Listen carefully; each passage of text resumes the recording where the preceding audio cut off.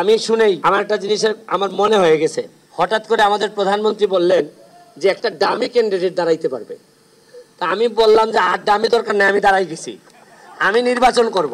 হৃদয় দিয়ে যদি কোনো কিছু চাওয়া যায় আর ঘাম দিয়ে যদি গোসল করতে শিখে যাও, বিশ্বাস করো স্বয়ং বিধাতা আমাদেরকে সহযোগিতা করেন।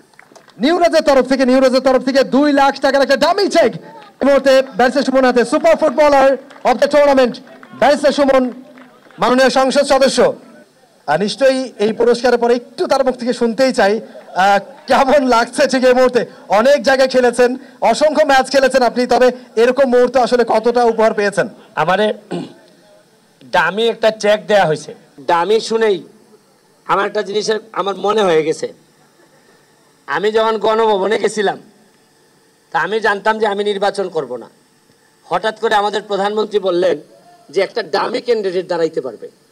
তা আমি বললাম যে আর ডামি দরকার নেই, আমি দাঁড়াই গেছি, আমি নির্বাচন করব। নেত্রী পুরাপুরি বুঝাই দেওয়ার আগে আমি বুঝে গেছি যে আমি নির্বাচন করব। তখন তো জিতে হয়ে গেছি, এমপি হয়ে গেছি। তো এইটা তো আর মনে হয় টাকায় রূপান্তরিত হবে না। যাই হোক আমার ভালো লাগছে এই কারণে, এই আমার জীবনে আমি টাকার যে জায়গাটা লেখা থাকে এই জায়গাটাতে কখনো তাকাই নাই এখন পর্যন্ত। আমি তাকাইছি যিনি দিছেন তিনি কি পরিমাণ ভালোবাসা এটার মধ্যে অ্যাটাচ করছেন।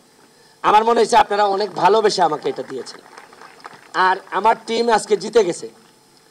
আমার যে বয়স, আমার বয়সে আর জেতার কিছু নাই। এখন বাকি জীবনটা আমার দেখতে হবে যে আমি আমার জীবনে কতজনকে আমি জিতাইতে পারছি, কতটা দলকে জিতাইতে পারছি। আমার মনে হয়েছে যে আজকে আমার দলে যারা যারা খেলছেন তারা আসলেই সম্ভাবনাময়ী। আমি আপনারা ভাইবেন না যে শুধু ফুটবল খেলতে আসছি, আমি আসছি আরেকটা 2টা কারণে। একটা হচ্ছে গিয়ে যারা ফুটবলের আয়োজন করছেন তারা যেন আরও বেশি অনুপ্রাণিত হন, কারণ আমরা আপনাদের সবাইকে যদি হেল্প না করি তা আপনারা একা একা এই যুদ্ধ কতটুকু করবেন।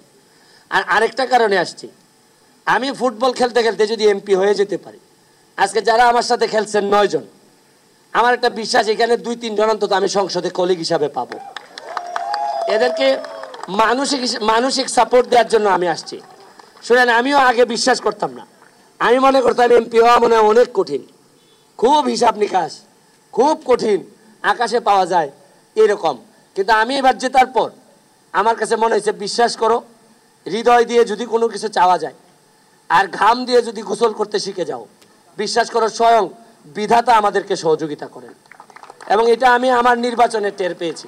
আমি আপনাদেরকে আবারও উইংস কমিউনিকেশন, যারা আপনাদের জেসিডি না নিউরোস, যারাই এখানে ইনভলভ, তাদের প্রতি অনেক বেশি কৃতজ্ঞতা।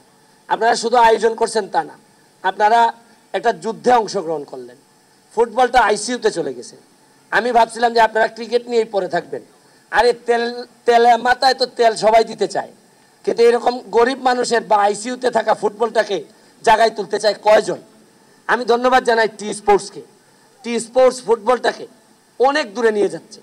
আমি এই যে বসুন্ধরা কিংস, তাদেরকেও ধন্যবাদ জানাচ্ছি।